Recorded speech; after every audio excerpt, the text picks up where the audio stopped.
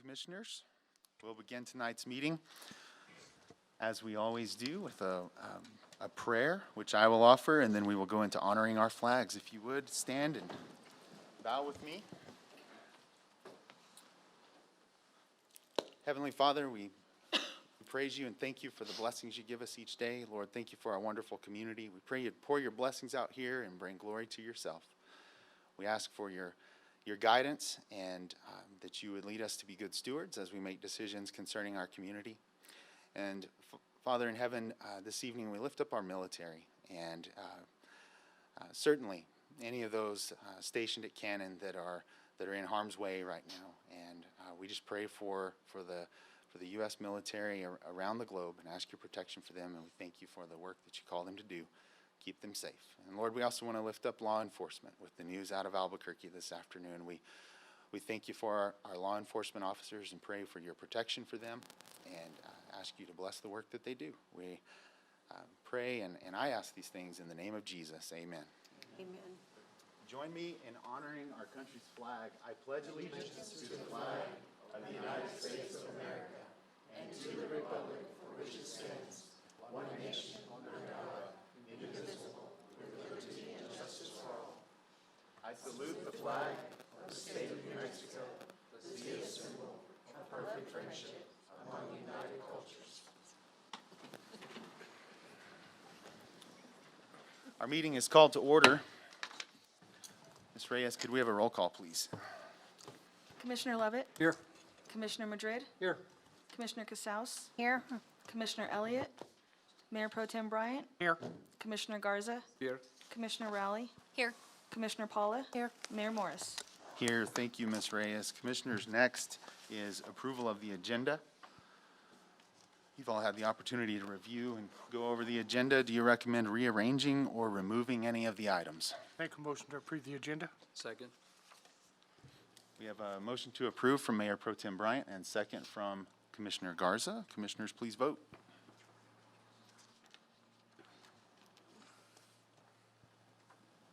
By a vote of 7-0, the motion is carried and our agenda has been approved. Next is approval of minutes. We have one set of minutes and it is from the Thursday, August 5th, 2021 commission meeting. Those minutes are in your packet. I assume you've had a chance to review those. If there aren't any corrections, I would entertain a motion to approve them as they're printed.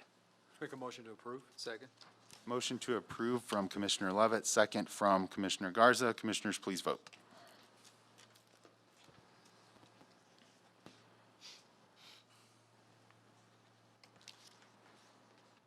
And by a vote of 7-0, the motion is carried. Next is recognition of visitors.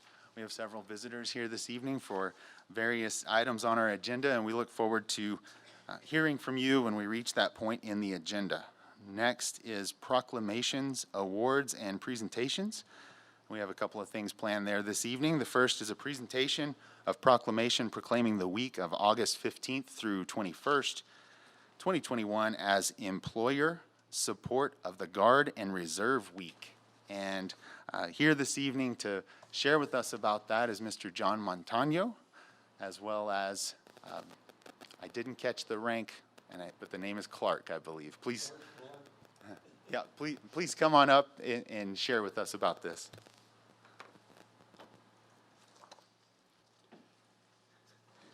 Thank you, Mayor. Mayor, Commissioners, my name is John Montano, and I am the Clovis Area Chair for the Employer Support for the Guard and Reserve here in Clovis. My committee consists of Claire Burrows, Ernie Koss, Rhonda Bargeman, Vincent Soule, Sergeant Charles Clark, Raymond Mondragon, who is also the Employer Outreach Director for the state, and Chase Gentry and myself. But President Biden signed a proclamation making August 15 to the 21st Employer Support for the Guard and Reserve, ESGR, what all that. So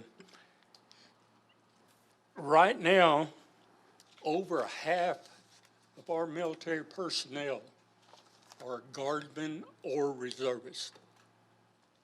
Over half of them. So, you know, it's been that way for quite a while, and, but it's always, good that we have our guardsmen and reservists. And we've got, here in Clovis, we got Armory here with Sergeant Clark is a unit technician here. And, anyway, we offer, recognition to the employers who support the Guard and Reserve.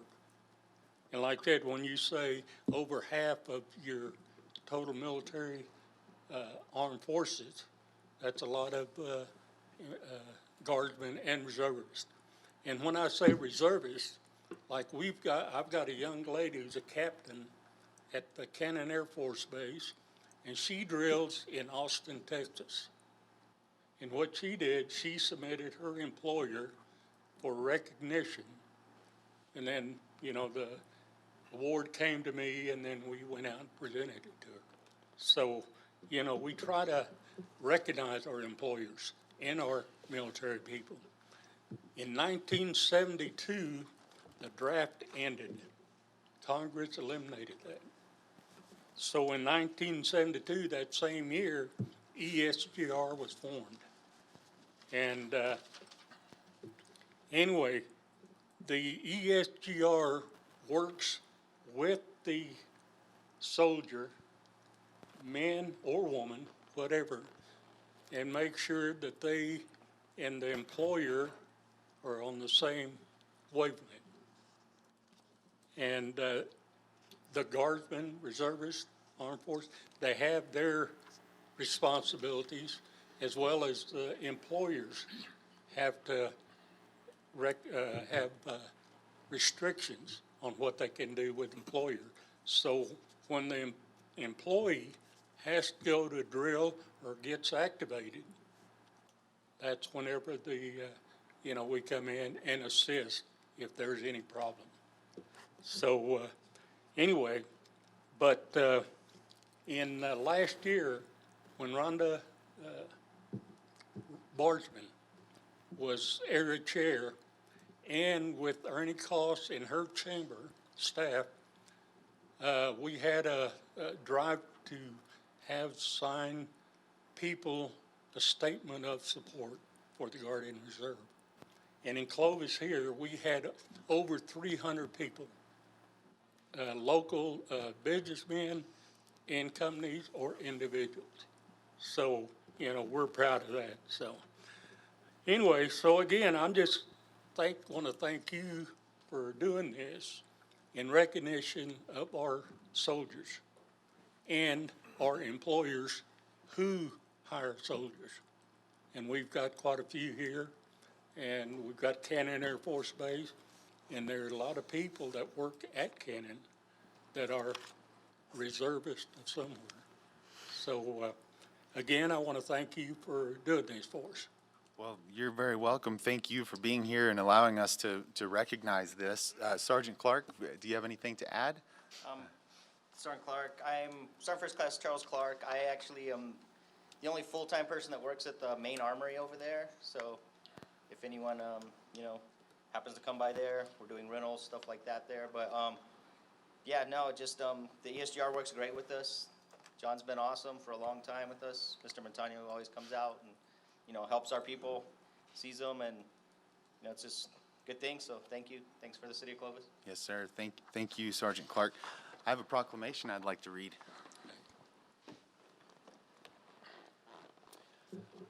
Whereas, since the founding of our republic, courageous patriots have defended our nation, protected our citizens, and upheld the principles of our Constitution. Many years later, men and women, Guard and Reserve, soldiers, sailors, airmen, Marines, Coast Guardsmen have carried forward this time-honored tradition of national service on behalf of the nation. And whereas in 1972, as Congress eliminated the military draft, it wisely understood that a well-trained and highly skilled and professional-led Guard and Reserve was essential to meeting the future national defense needs. It also recognized that increased reliance upon the Guard and Reserve would impact the workplace. To address this, ESGR was established to work directly with employers. And whereas employers are important partners in our national defense, the word partners, as used here, has no intended legal significance. Rather, it reflects the relational support they add in the face of workplace stress by valuing the hiring of those serving in the Guard and Reserve and embracing as responsible corporate citizens their military service. In short, our nation owes its employers a debt of gratitude for their support of these citizen warriors. And whereas during our 49-year history, ESGR has played a critical role in building its supportive workplace environment, you can be proud of your service as an important contributor to this extraordinary feat. You have made a difference in military retention and readiness. And whereas though the ESGR mission remains unchanged, the foreign and domestic demands upon the Guard and Reserve are increasing. These pressing demands are also being felt by employers. The Employer Outreach Ad Hoc Committee is working closely with state chairs, seeking out innovative approaches combined with proven volunteer energy and creativity to provide an even greater success for our future and the employer outreach. Now, therefore, I, Mike Morris, Mayor of the City of Clovis, and on behalf of the City Commission, do hereby proclaim the week of August 15th through 21st, 2021 as Employer Support of the Guard and Reserve Week in the City of Clovis.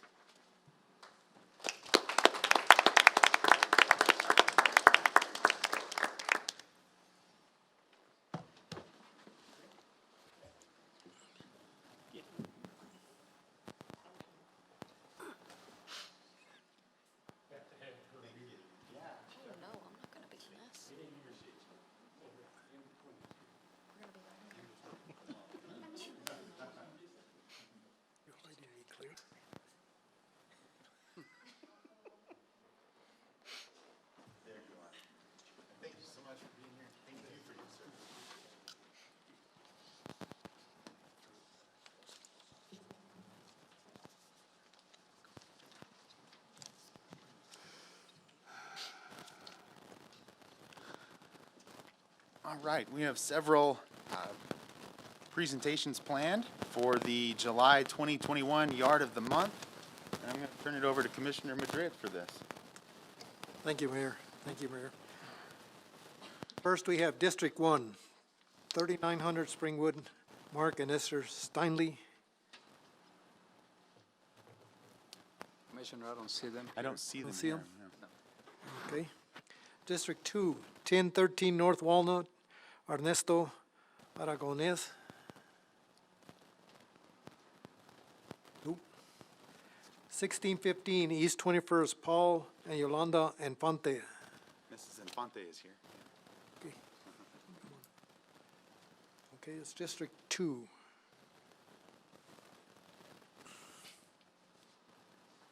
Thank you. May I say a few words? Yes. Yes, ma'am, Thank you. please do. I was really surprised to have received that letter in the mail. And right away I called Paul. My husband of 49 years has been working up in northern New Mexico since the beginning of this year.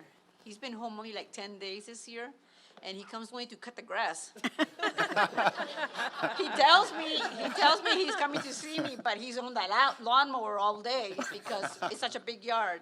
Yeah. But anyway, he and I are very honored to have been picked as July Yard of the Month. Thank you so much. Well, It's a great honor. Mrs. Infante, you have a beautiful yard, and Thank you. please give our best to Mr. Infante as well. And I will tell him to come this weekend and cut it. Yep. Keep it looking good. Mrs. Infante, Take you'll for a just stand picture. up here, you're gonna take a picture. Oh, yes, sir. Anybody knows of a lawnmower, I need some help. Can't get anybody nowadays.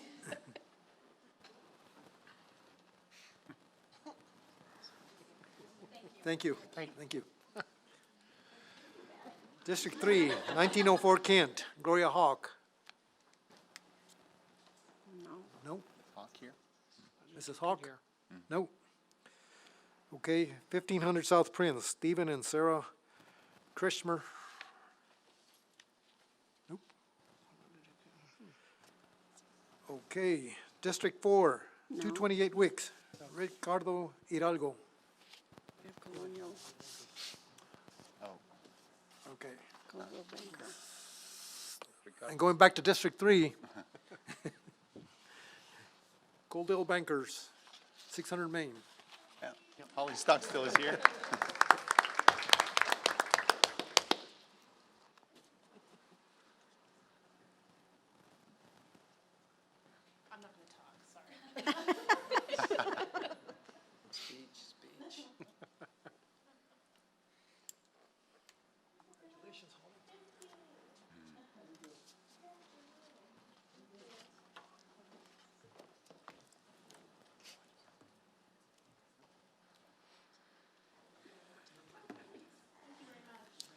Nice job. These chairs have rollers. Everyone rolls, get out of the way.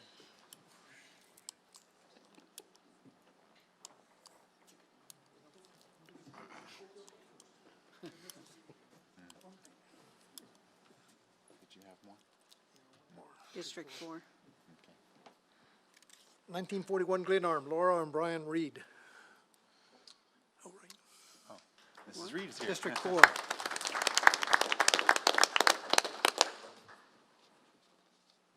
just want to know how you guys vote. You guys just drive around and vote? I walk by your house on a daily basis. That's how I vote.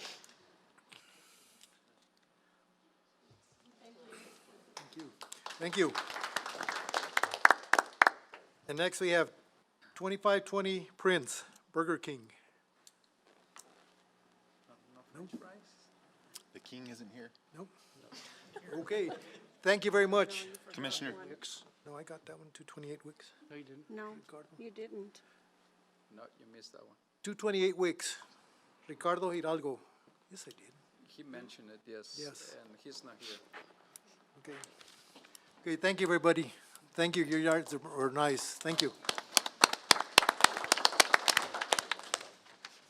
yeah, great job to everyone taking good care of your yard. This year, it's easier in one way because of the rain, but it's more difficult in another because of the weeds and how much you have to cut it, right, Mrs. Infante? Yeah. All right, Commissioners. Next in the agenda is receipts of petitions and communications. And this is the section of the agenda where we invite members of the public to bring anything that they would like before the commission. So if you're here for that reason, please get ready. But before you do, I wanted to make a couple of comments as you think about what it is that you may want to share with us. Commissioners, I wanted to let you know that I probably not unlike all of you, I hear from the public quite frequently on a number of things. And I want you to know that by and large, the public is very pleased with the job that you're doing. And so good job. Keep it up. But as you know, there are a lot of folks that are also very concerned about a number of items. Certainly this week with the governor's press conference in which she talked about mandatory vaccination for certain types of workplaces and talked about that beginning tomorrow we'll be using masks again indoors everywhere.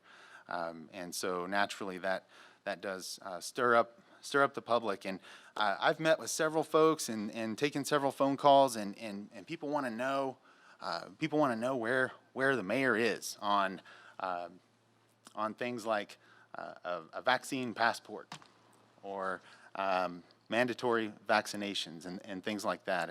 And you know, I'll tell you that, I'll tell you a little story to kind of tell you where I'm at on that. 2 weeks ago today, through the mayor's council, the governor's staff has a direct line of communication with me because I've served on that council for so long.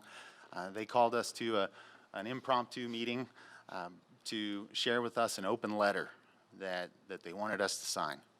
And many of you may have seen that open letter. It actually hit the media. Tomorrow will be 2 weeks ago, so the day after they presented it to us. I shared with Mayor Pro Tem this letter and kind of told him the story on it. But the letter, in a very polite way, but it essentially calls, everyone's signing it, so mayors around the state, lawmakers around the state would sign it, and in doing so, they'd be calling on the public. They'd be calling on private business to require proof of vaccination, not only for their employees, but for patrons of their businesses. Essentially, vaccination passport, correct? And for me, it's a small step away from mandatory vaccinations. And so when it was presented and it was asked, do you want to sign it? There were several mayors that said, sure, put my name on it. There were more that said, well, I have to take this before my commission before I can make that kind of decision, and so on and so on. I'm not, this isn't boasting, or I'm not proud or whatever of this, but I just want you to know that I didn't feel like I needed to bring it to you. I leaned in, unmuted, and said, no, I will not sign that. We won't have that in Clovis. We're not interested in creating that situation. So I tell you that story to let you know that if you didn't know already, as mayor of Clovis, I oppose mandatory vaccination. I oppose a vaccination passport.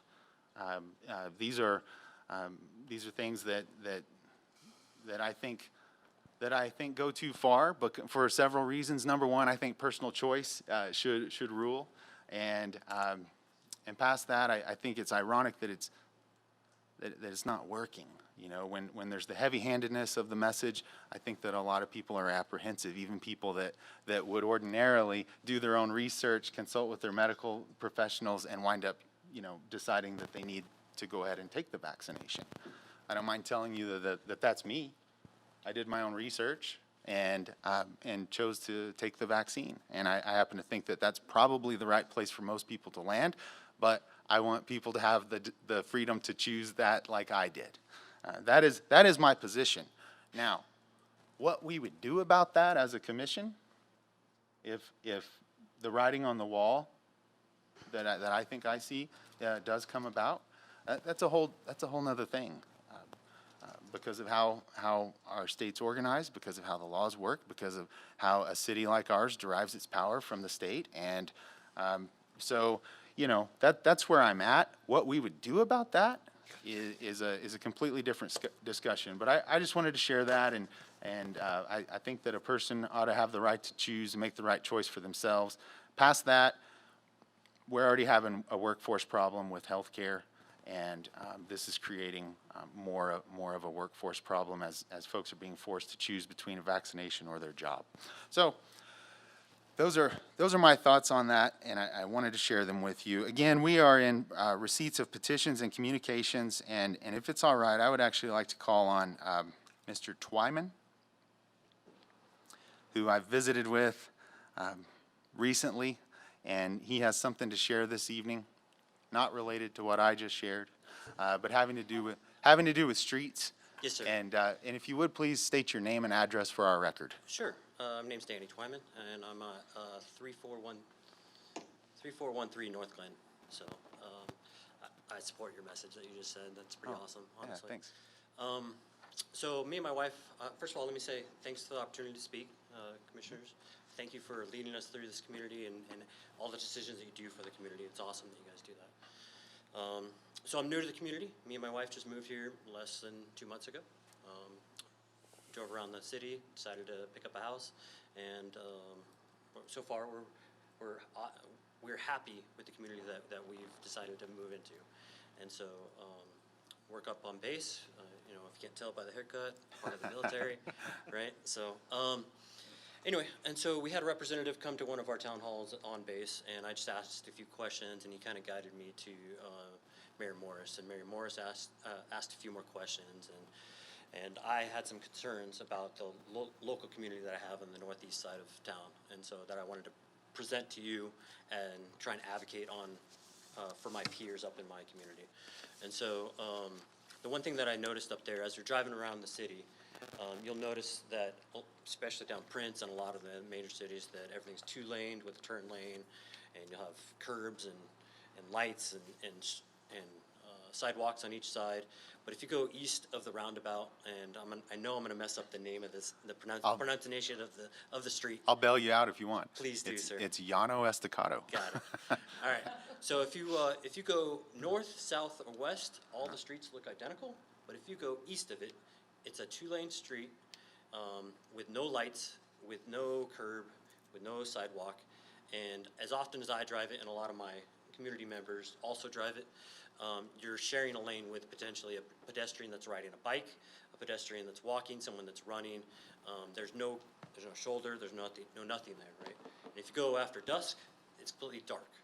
There's, and I counted them, 40 lights west of the roundabout to Prince, and there's one east of the roundabout heading out that direction, right?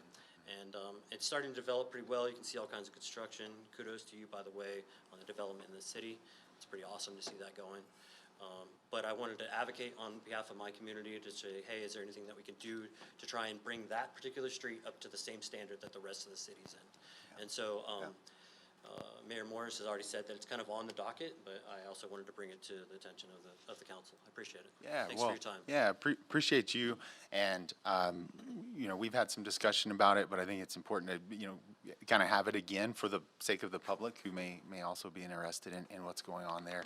And I'm going to ask Mr. Howalt, the city manager, to speak to that. Put you on the spot. Sorry about that. But That's okay. Certainly. Thank you, Mayor Pro Tem, and Commissioners. What we're experiencing is growing pains, as you alluded to, which is a great thing. And actually, the City of Close, the Public Works Committee had created a prioritization list, which was updated back in 2015. Out of the top 5 projects at that time, we've completed 2 of them. The current 2 projects that we're working on is 7th Street, starting from about Maple Street going west towards Main Street, which we have design plans completed on that roadway, looking for construction funding on that particular roadway. That's going to run around $5.5–6 million. The next project that we're working on is Martin Luther King, going from 21st Street south to 7th Street. We're wrapping up construction drawings on that project right now. That project is around $6 million. And so between those two projects alone, you're upwards of $12–13 million. In order to fund our road projects, the City of Clovis does have a cyclical road bond that renews about every 3 years, 3.5 years. That particular bond generates about $3 to $3.5 million. And so the particular road that you're speaking of, in order to make those improvements, runs around $5 million. So you can see that the math just doesn't add up for us to quickly do projects. We are and have applied for transportation project funds for the 7th Street project through the NMDOT, and so hopefully we'll be awarded those funds. We're working with our federal delegation trying to secure funding for Martin Luther King, and so we do work and try to go after every available funding source that there may be for our roadways. The last time we looked at it, we had probably over $40 million worth of road work that needed to be completed through our community. So while yes, it may not be on a quick time frame, it's definitely on the radar and something that we'll continue to work on and try to find secure fundings. Obviously having to start with design and then looking for construction dollars. So it's something that's on there. It's on the list from 2015. It's just not one of those top priorities as they sat at the time. And so once we complete those other 2, it's something that we can certainly take back to the Public Works Committee to review and look at those prioritizations and adjust the list as necessary. Yeah. Thank you, Mayor. Yeah, appreciate that explanation, Mr. Howalt, and thanks for bringing this before us so that we could discuss it this way and be reminded of it and also let the public hear about the list that we're working and the challenges we have with finding funding to do our road projects. And the greatest thing is welcome to Clovis. We're glad that you and your wife are here. Thank you so much. Yeah. Thanks for the opportunity as Yep. well. Mayor. So- Yep. Yes, Commissioner Madrid. I was going to say, I've been working on Martin Luther King for 12 years. So you can see it takes a while. It doesn't, the city moves kind of slow for some reason or other. When I first got on the commission, I thought it would move smooth, everything would go fast, but it just, money is a big issue here. I didn't expect to come and be like, hey, let's do it today, right? But I asked some of my neighbors, right? And they were just like, I have no idea. There's nothing you can do about it, blah, blah, blah. And I'm like, no, there is something you can do. If you don't at least come up and say something, maybe it's not even on the list at all, right? So, or even being tracked. So I appreciate the opportunity. Yep, Thank you. certainly appreciate you. Thank you for bringing it up. Thanks. Mayor, I have something to say. The city is growing really fast. My issue was, when I first got on the commission, was I was approached by citizens south of Clovis, where all of the new streets have been built. There's not one street light out there. There's very few stop signs. I mean, the whole city does need an improvement, but like everybody has said, it takes time and it takes money. But we do like to listen to our citizens. So thank you for coming forward. Thank you, man. Again, thank you, sir. Have a good evening.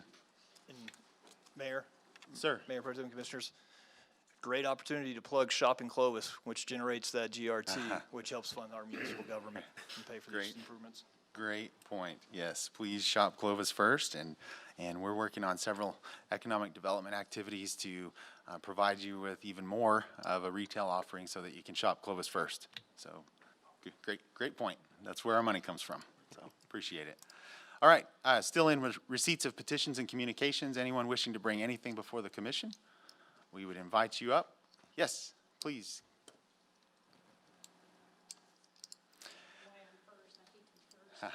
And we just need your name and address for the record, and I want to point out that we have an hourglass. It's not a hard stop, but yeah. My name is Sandra Lyons, and I live at 962 SR 77. So I came here tonight, and I really appreciate, Mr. Mayor, the comments you made earlier. I thought that was, it gave us a little comfort, those of us who are here who have concerns about basically our country. Our freedoms, our democracy, our liberties are being taken away from us in real time. And if you're not aware of that, then I don't think you're paying attention, to be honest. And I think that, honestly, it's time for us as a community to be united and come together. And we feel that you, as a council, have a voice that some of us don't have. We're just regular citizens trying to get the attention of someone, to pay attention, to say something, to stand up for our freedoms. And that's what we're asking of you. We understand that you have, limited ability given the parameters of your position, etc. We understand that, but you do have a voice, collectively and as individuals. And we're asking you to be that voice for us. We're asking you to come and unite us as a community, because you have, my goodness, if anyone can do it, you guys can do it. You can make those public statements. You can come as a group and say, we do not believe in tyranny, and we do not believe in our freedoms being taken away from us. It's coming. If you're not paying attention to the other countries, those free countries like Australia, like Canada, and here in the United States and other parts of the country, it's coming. What are we going to do? Are we going to make a stand? It's time, and I'm asking you to do that. And I'm asking you also, if the governor were to act on a mandate to come into the school system and give our children gene therapy, which is not a vaccine, by the way, and I won't call it that because it is not a vaccine. It's an experimental shot that has harmed many, many people, and she is thinking she can come into our school system and inoculate our children without parental consent. We want to know, parents want to feel comforted and secure in the knowledge that as a community, we will not allow that to happen, that the school board and the superintendent will understand from you and others that we do not tolerate that behavior, that parents have the right to decide for themselves what they will give their children, what chemicals they will put in their bodies. And we have to stand, guys. I'm asking you. And I know there are a lot of parents who are hoping and praying that there will be a stand, not a quiet one, not a riot. I'm just asking you to take a stand, a public stand. Talk to those people. You've got the power and the ability. You have the voice. You can get their ear where we cannot. And we're asking for that. And we're not going to stop coming. We're going to keep coming, because right now, This is a critical, unprecedented time in our country. And all of us need to be aware of that. And I'm pleading with you, I really am. Just be more vocal and talk to those entities and organizations and groups in this town, and let's be united. And this isn't about vax versus unvax, it's about personal freedom and personal choice and the right for parents to make that decision and no one else. And I appreciate your time. Thank you, ma'am. Thank you, Senator.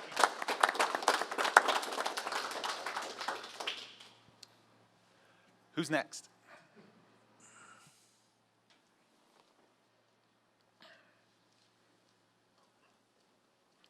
This is very out of my comfort zone. Mrs. Drake, if you'll give us your name and address, please. Haley Drake, 3200 Lee Wallace.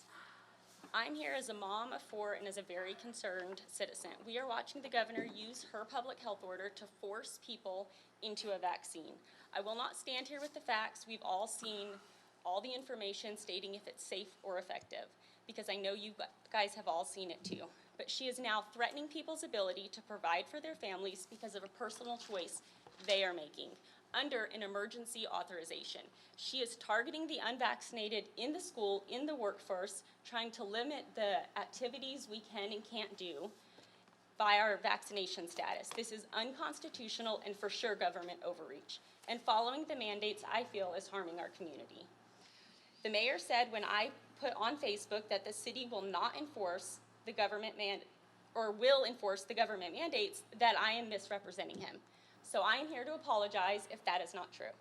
That is how I took it, because to me, the definition when I looked it up of enforced is to compel compliance with. And that is what I feel Clovis has done. We have complied with all of her mandates.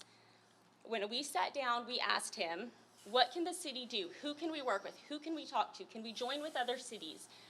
Like any route to some success in standing up for our freedoms. And everything we thought of, there was no answer.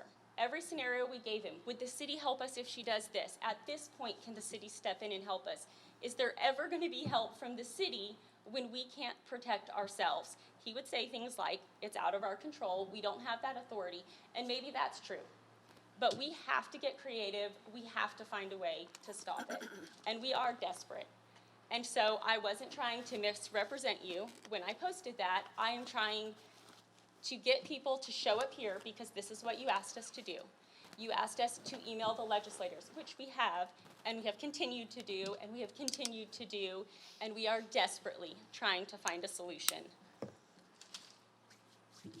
And if Clovis is going to stand up, I will be the first one to share the good news and say, hey, we are not going to go with the governor on these mandates. We are going to stand up for freedom. We are going to stand up for personal choice, and I will publicly thank you with my public apology. But in a time when so much is on the line, from people's businesses to their careers to their health to our personal freedoms, I think it's important for everyone, not just the mayor, but everyone to go on record with their stance on it. Because we are hearing at every school board meeting and when we met with you that it is the voters' fault. Because the voters have voted in Democratic leadership for years and years to come. So I think it's important that the voters get to know where everyone stands.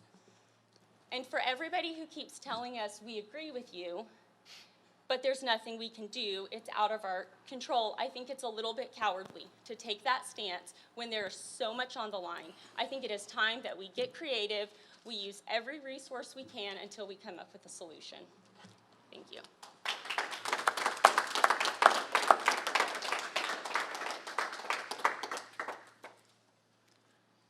Anyone else?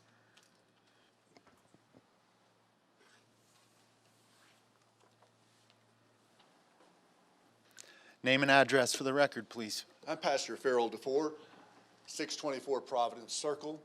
I'm the pastor at Grace Fellowship Church. There are some things we can do.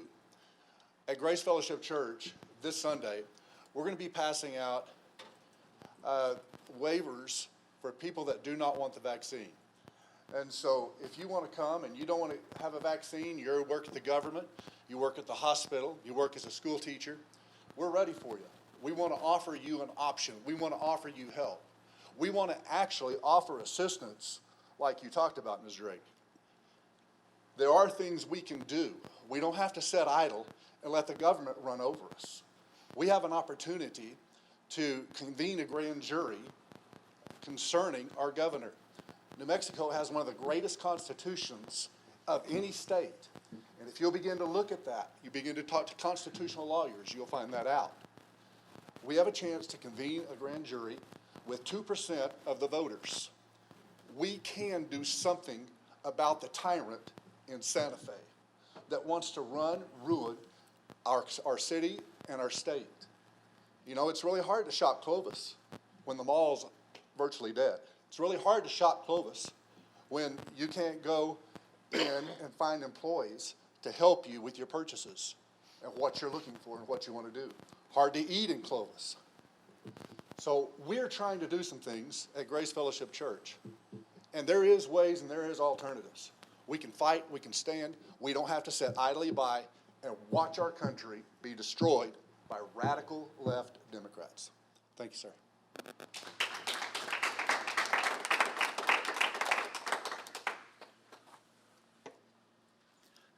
Anyone else?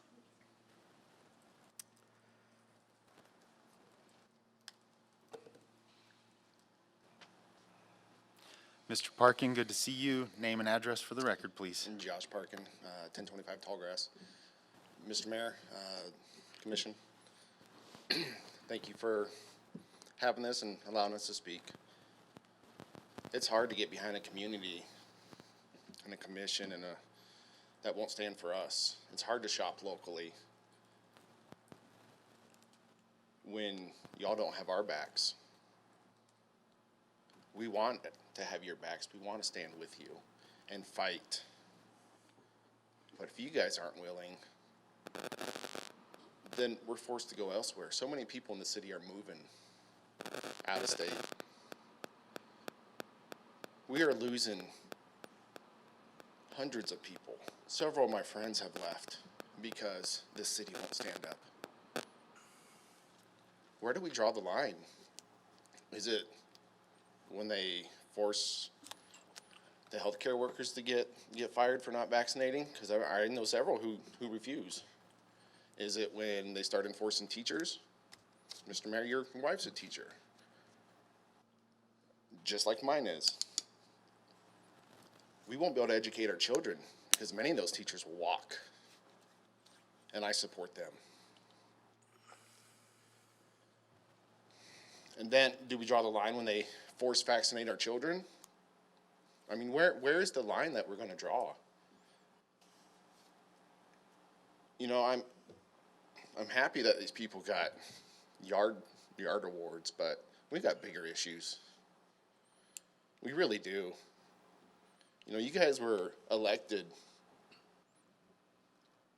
by the people to represent us. And you're not doing that at all.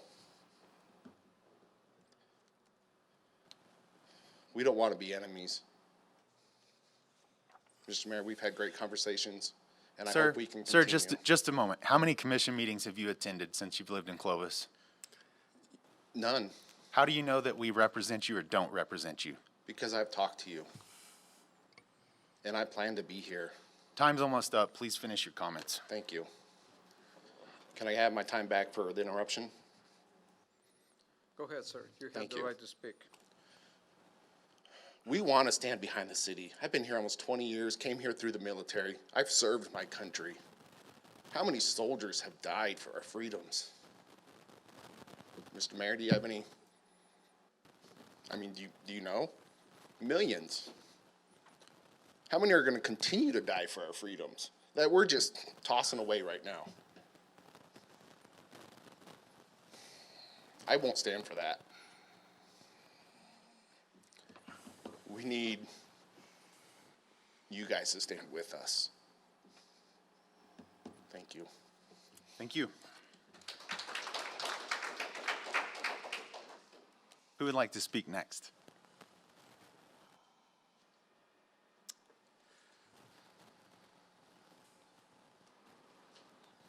Good evening, Mrs. Drake. Please say your name and address for the record. Hi, my name is Linda Drake, 3100 Lew Wallace Drive. I wasn't going to speak today, but when I saw how angry you got just then, I thought, we're just trying to fight for rights. We need you and the commissioners to stand behind us, not to get angry at us. I want you guys to come together and to try to fight and help us. I mean, yes, this is like, I don't know how many commissioner meetings I've been to, a few, but we're just now coming together to try to get something done. So I'm sad that you were upset like that. That I wasn't gonna talk. I'm trying to, you know, I don't know. Ms. Drake, But- I'm Go sorry to ahead. interrupt, but I think the fact that the mayor got mad is because we're being accused of something. And I think that's a little wrong. Okay, then let's just go We haven't- here. We What- haven't started with anything yet. Okay. Okay, so. That's fair. The governor just announced these mandates Yes. or these issues. We haven't Yes. started working on that. Okay, Okay, and that's so fair. for us to be accused of something, it is upsetting. I'm getting that way too, because, hey, give us a chance to talk about it. Give us a chance to talk about what is mandated and why. Absolutely, 100%. So I don't support any of that. Okay. So, Okay. but has That's- anybody I asked me? think that's I only probably- got one email I received from a concerned citizen, and that's the only thing that I have. Just I one. haven't talked to anybody here, so for us to be accused of something, I think is a little. But, okay, and I agree with that, because I guess the reason we are here is just to say, are you guys going to, like, come together, have a little discussion about it, and then maybe let us know where you stand as the commissioners? I can tell you right now where I stand as Okay. a commissioner. Okay, I'm opposing passports. I'm opposing vaccines mandate. are you Is- opposing them coming into the schools and Yes, giving the I am. kids? Yes, Thank I am, you, because that's a responsibility of the parents, thank you. not of us or not at the state level. Okay, okay, so I agree with you. That's right. You guys shouldn't be accused of something that we don't know 100%, but we are appreciative of you talking about it and And it's not gonna be an easy thing to do, because the governor thinks that she is the person, that she's got control of everything, and I think that's wrong. I don't approve of that. I think everybody should have the right to make their own decisions. I agree. Okay, thank you for your time. Thank you, Mrs. Drake. Thank you for being here, appreciate that. Is there anyone else that would like to share anything with the commission?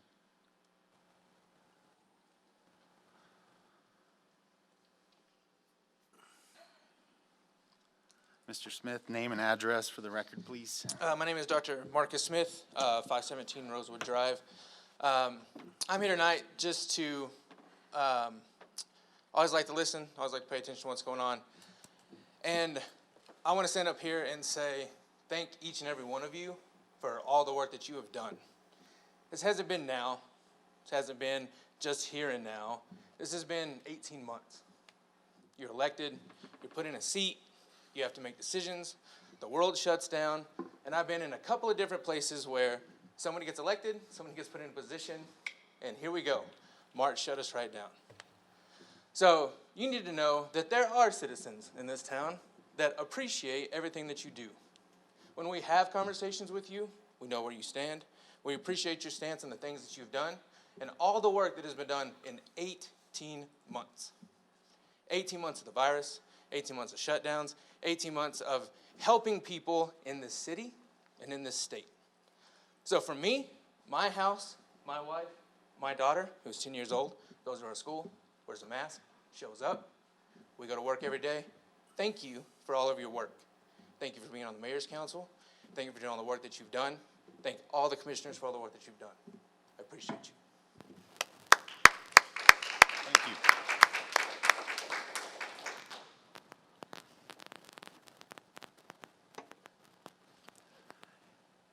We're still in public comment. If there's anyone that would like to share something, please, you're welcome to do so.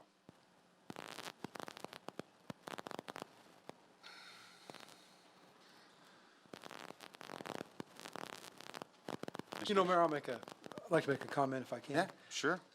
As much as I agree with many things that are being said, you talk about representing you, and I really appreciate that. But I hope you also understand, this is certainly a polarizing topic. And so just as much as we hear from you, there's also citizens in our community who agree totally with what the governor is doing. And so we're having to represent all of these citizens when you're asking, when you're coming before us and saying, are you representing us? And you'll hear later today, this is my last commission meeting as I'm moving out of our city. But even with that, it's difficult where we sit. And I would challenge each and every person, not only here, but that's listening and that will read about this later, is run for office. That's where the changes happen. And unfortunately, you're going to find that we can publicly say we don't agree with the mandates, and it doesn't go anywhere. And so you need to also, I hope that you're seeing that and understanding that there's a very limited power that we have as a commission. And it's unfortunate, but that's just the way it is. You talk about the schools. The commission has nothing to do with the schools. And as much as we would like to have more power, it's just not here within this body to contradict what the governor is doing. Now, if we want to stand together shoulder to shoulder on a street and say, we disagree with you, Governor, I'll be right there with you. But as far as a city and a power as a commission, I'm defending what we're doing. There's not a whole lot we have. We have tried and have researched every possible way over the last 18 months to try to do something different. We don't have that power. We don't have the power to tell businesses to stay open because the governor will still fine them, and we don't have that power to defend the businesses. So therefore, we're here. We support all of our citizens in Clovis. We're trying to do what's right by all citizens in Clovis, and we'll continue to do that. And I'll continue to do that as long as I'm a commissioner. So thank you. Thank you for that, Commissioner Lovett. Any other comments? Yes. Mrs. Pellegrino Spear, address, or name and address for the record, please. Good evening, everyone. My name is Lisa Pellegrino Spear, and I live at 2313 Fairway Terrace. I'm coming to you guys on a completely different note this evening. I wanted to let you know that downtown we are working on a Purple Pride campaign. And if you guys saw it on our Facebook or email messages that we've been sending out, but we are hoping to get our downtown covered in purple on Friday game days. So even though we're struggling a little bit right now with getting the flags in because of COVID challenges, obviously some things are being delayed, but we appreciate you guys, if anybody, the city supporting it and your businesses and small businesses downtown, having our purple flags up for our football and band players and supporting our local youth and showing them our pride for our community and the heart of our community. So if you know any businesses or have your flags, please present them and hang them high on Fridays downtown. Sounds good. So, thank you. So don't run off. I'm curious, you said you're ordering flags in for businesses? Yes. And what is the cost to the business? So the Clovis High School Football Boosters Club is selling the flags, so we're just helping to communicate that with our different organizations. And they're $50 for a flag. And we're also going to be making some small flags as well too, if you guys want yard sign flags, and those will be $25. And we'll put those in our flower pots and have them posted up downtown, and hopefully we'll show some purple pride for our kids. And our goal is that by homecoming, we'll have 40, 50 flags downtown showing our purple support. So Thank you. If those folks that want to get a hold of those and display them, who do they need to contact? they can contact either myself, and I can put you in contact with the Clovis Football Boosters Club, or you can contact the Football Boosters Club directly, and Jackie is the main contact there, who's handling the flags. So yes, please let us know. We'd be happy to put you on the list, and as soon as we have the flags, I'll personally deliver them if need be. So I appreciate you guys supporting our community. So thank you. Yeah, thanks for that. That's great. Thank you. Those flags will look great up and down Main Street. Thank you. It'll match your tie. It'll match my time. Any other comment? Yes. Good Hi. evening. Hi, Ms. Burrows. Good evening, Mayor, Mayor for Retirement Commissioners. I just wanted to share a couple of things with you and the public. We are applying for a grant for a new dog park here in town. And I don't know if the viewing audience is aware of it, but if you go on the city's Facebook site, you can vote. And we'd like to encourage you to vote. You can vote every day for the next 2 weeks. And so we hope that people will support this effort to get a new dog park for our community. And then the other thing is, and I know James is here as well this evening, on another subject, but we are promoting Wings and Wheels. We are going to have an event out at the airport. James is doing a wonderful job of helping us put this event together for the public. So it's Saturday, September the 18th, from 11 o'clock until 3 o'clock. And we're working with Dragon Maine and various other groups in town, and bringing aeroplanes in and cars and having a car show. And there'll be food and all sorts of other goodies. So I'd like to share that with the public too. Thank you. Glad you did. Thank you for that, Ms. Burrows. Mayor, if I may make a comment, Yes, Commissioner Paula, please. I'll be brief. Oh, go right ahead. So before some of the parents and grandparents leave that spoke earlier, I just want you to know that I hear you, that I have 4 children of myself, and I've watched how they have struggled over the last 18 months. So I don't want you to think that no one is listening. I hear you, I do. And I have personally sent letters to the PED. I think they fall into a black hole somewhere. I've written to my state legislatures. I've spoken with Clovis Municipal School Administration, who, by the way, have been outstanding and wonderful and helpful, and they are fighting for your kids. So I don't want you guys to think that you're all alone, that I have been in your shoes and I know what it's like, and I'm a terrible, terrible homeschooler teacher. That's not my strength. So I hear you. That's all. Thanks for that, Commissioner Paula. Yes, please. We appreciate that. Like, Could you come up, come up Come to front? the mic, please. thank you.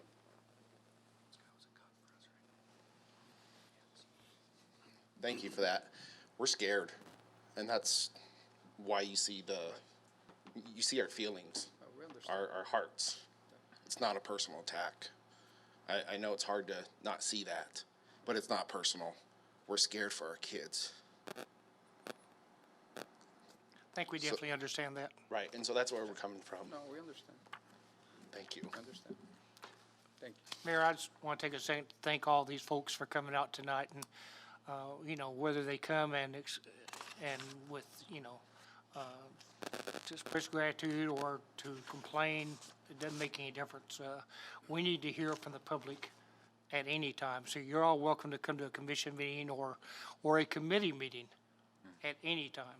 But just for the record, let you know, I do not and would not ever support a mandate. So, thank you.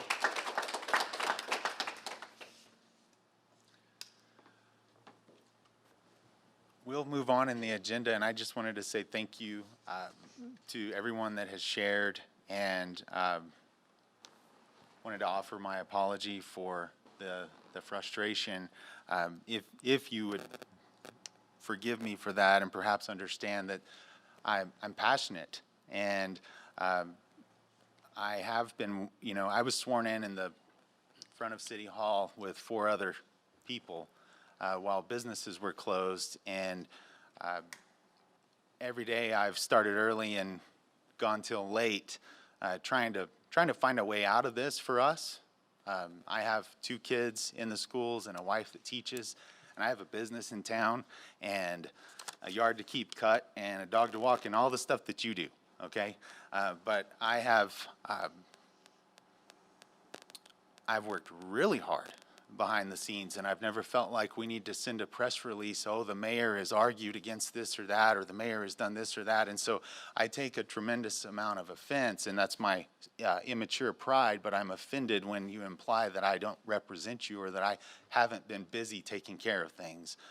Because we haven't got the desired result that you're looking for, I would at least match my effort with any mayor's. And And I do it because I care about the community, and I know that we're going to get through this and that we're going to be okay. The infighting, the wanting to tear down people that are doing the work, is going to only take away from how much stronger we can possibly be once we get through this. And so I just wanted to offer my apology for maybe letting it boil over, and actually applaud you for being here. Some of you have been extremely critical of me online, but have never taken the opportunity to say it in person. So it's really big of you to show up tonight and do that. All of you need to be involved, and we need your input. Input from the public helps shape the policies that we develop as a commission. So we want you here. We want to hear from you. Thank you for being here this evening. Most of you have my cell phone number. If you don't, it's listed on the city's website. I'm happy to spend time with any of you talking about the things that I have done and am doing, and I know these commissioners would do the same. We're going to move on to less exciting parts of the meeting, so if you don't want to stay, that's okay, but you are welcome to stay.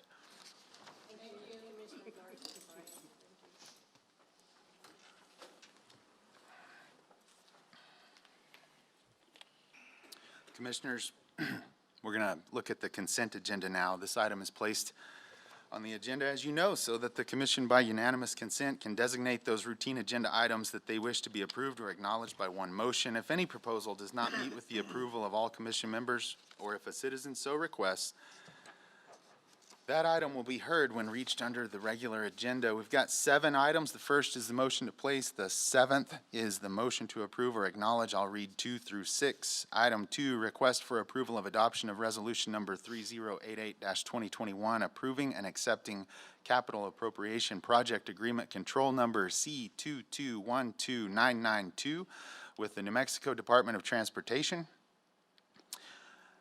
for improvements to Norris Street from 21st Street to Llano Estacado. Item 3, request for approval to apply for and accept the BJA FY21 Edwin Byrne Memorial Justice Grant Program, local solicitation in the amount of $23,785.74. Item 4, request for approval to apply for and accept the 2021 Outdoor Recreation Trails Plus Grant in the amount of $25,000 to create a master plan for Ned Houck Park. Item 5, request for approval of Clovis Police Officers Association contract agreement. Item 6, request for approval of adoption of resolution number 3089-2021, authorizing the submission of a grant application to the New Mexico Department of Transportation for financial assistance for fiscal year 2023 under 49 U.S.C. 5311 of the Federal Transit Act to accept funds when awarded, and authorizing the mayor to act as the city's chief executive officer and authorized representative in all matters pertaining to this grant, and authorizing a letter of support. Commissioners, unless you have any comments or issues with these items, I would entertain a motion to place these indicated items on the consent agenda by unanimous vote. I move for approval. Motion from Commissioner Garza. Second. Second from Commissioner Levitt. Commissioners, please vote.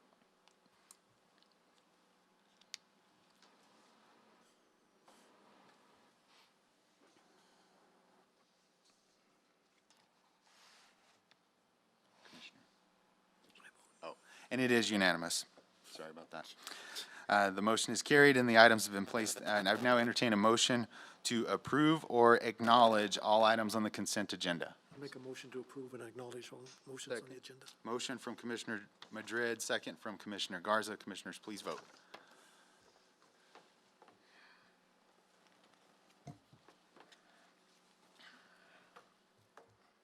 And the vote is unanimous and the motion is carried. Thank you. Commissioners, we'll move on to introduction and adoption of resolutions and ordinances.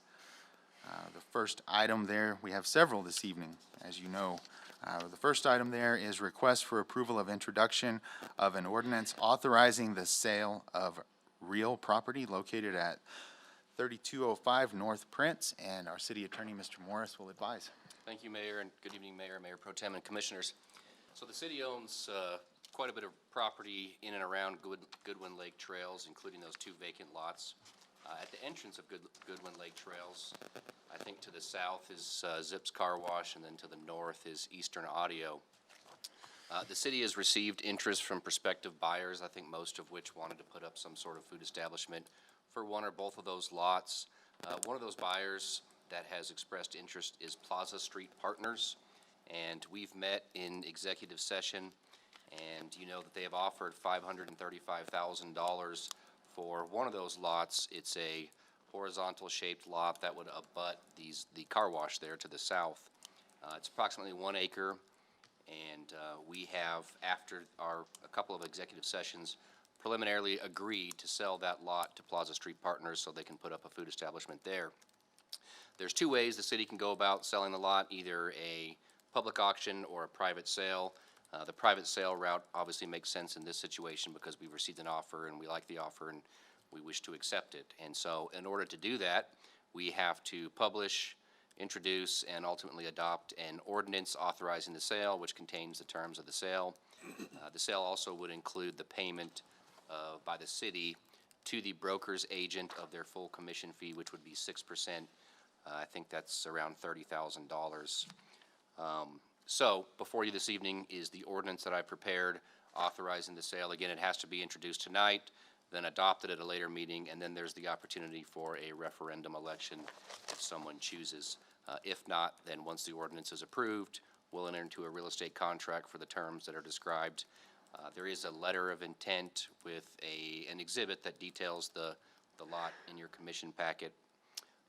So with that, again, I would stand for any questions. My notes show that it's the commission would be $32,100. And so, again, I'd be happy to stand for any questions. Appreciate that, Mr. Morris. Do we have questions? Just one, I think, to Mr. Howalt. Will this cause any problems to the entrance of Goodwin Trails? Thank you, Mayor, Mayor Pro Tem, and Commissioners. Since we're just selling potentially the southern half lot, that would leave the north acre to still provide access to Goodwin Trails. Part of our thought process, and as you may be aware, the Iris Arbor subdivision is expanding off of Arsenega. There'll be an extension of Concord Boulevard, even though it's not going to be called Concord, it's Iris Arbor, but to the north there. And so with the ability and the potential to be able to develop a whole new entrance into Goodwin Trails at a future date. But until that's established, there still will be the entrance. This won't impact the current entrance. There'll just be some reduced parking should this go through. Okay, thank you. Appreciate that. Any other questions or comments? Make a motion to approve. Second. Motion to approve from Mayor Pro Tem Bryant, second from Commissioner Madrid. Commissioners, please vote.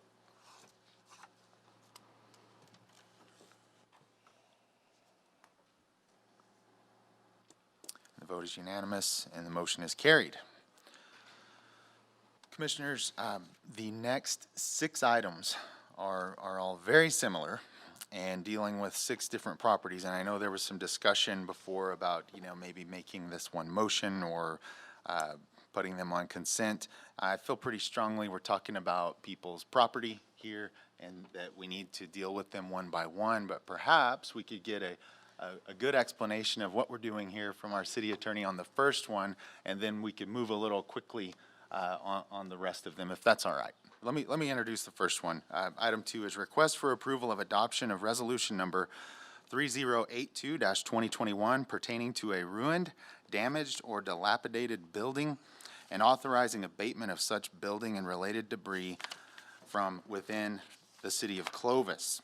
And the first property that we're looking at here for this resolution number is 8 Sparrow Court, and I will ask Mr. Morris to advise.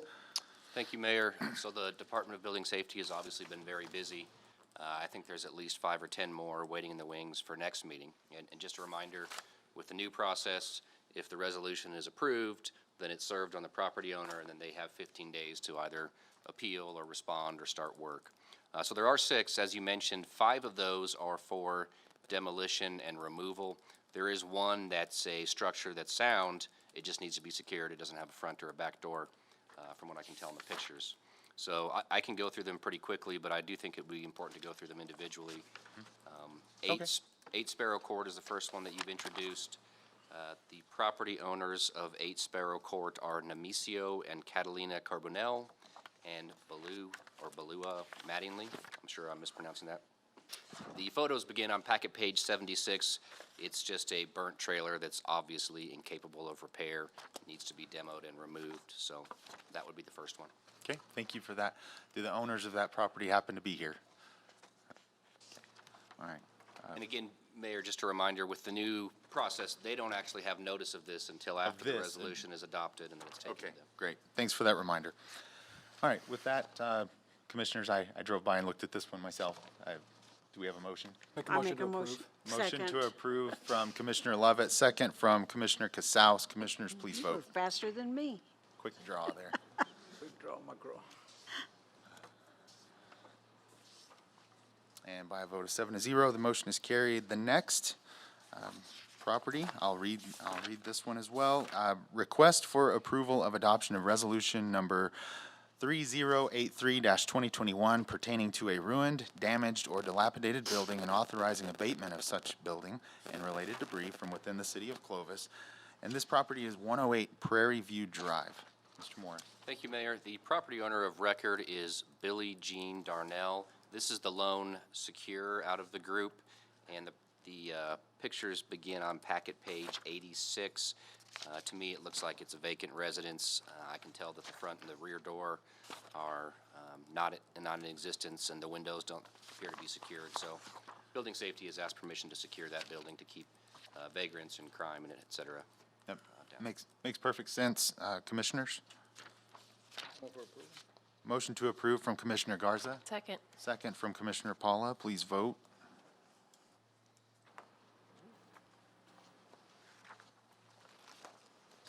By a vote of 7-0, the motion is carried. Item 4 is request for adoption, request for approval of adoption of resolution number 3084-2021 pertaining to a ruined, damaged, or dilapidated building and authorizing abatement of such building and related debris from within the city of Clovis. This one is on Don Loop. It's apparently either house number 300 or 302. Mr. Morris. Thank you, Mayor. It's actually both. So this particular Okay. property has 2 street address. It's the same property, same issue. The property owner is Tammy Marcus, and the photos begin on packet page 93. But again, it's a burnt trailer that is obviously have no structural integrity and capable of being repaired and needs to be abated. Thanks for that. I didn't go look at this one myself, but I have a friend that lives in the neighborhood and has reported in detail on this one to me. Do we have a motion? I do have a question. Yes. Mayor, I Yes. apologize. So on Commissioner these Lovett. trailers, I know sometimes the trailer owners do not own the land underneath. Are these all where the land is owned by the same folks that we're talking about? So Mayor Pro Tem and Commissioners, Commissioner Lovett, yes, these, the real property, the land that the trailers sit on are the property owners that I've identified and the property owners that building safety identifies through our county clerk. Okay, perfect. I make a motion. Go ahead. Motion to approve from Second. Commissioner Madrid, second from Commissioner Paula. Please vote.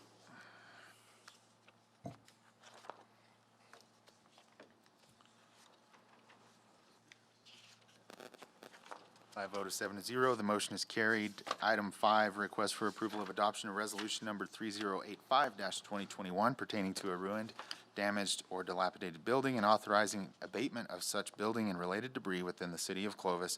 This one is 712 Wallace. Mr. Morris. Thank you, Mayor. The property owner of record is the W.M. Blankenship Family Trust. The photos of 712 Wallace begin on packet page 100.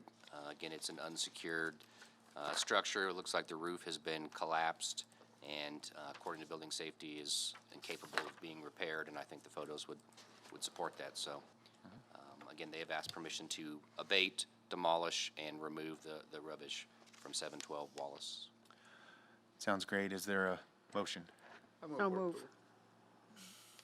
I was first. Okay, motion to approve from Commissioner Casals, and the second came from Commissioner Garza. Commissioners, please vote.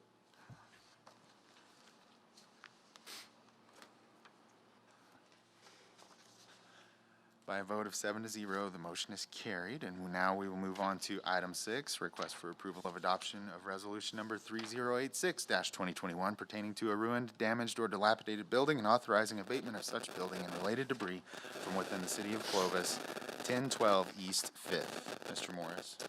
Thank you, Mayor. 1012 East 5th is owned by Christopher N. Gay. The photos begin on packet page 106. It is a vacant structure in disrepair. It has roof issues and lacks structural integrity and needs to be demolished. And so, again, Building Safety is requesting the approval of the resolution. Yep. Thanks for that. Make a motion. Second. Motion to approve from Commissioner Madrid. The second came from Commissioner Garza.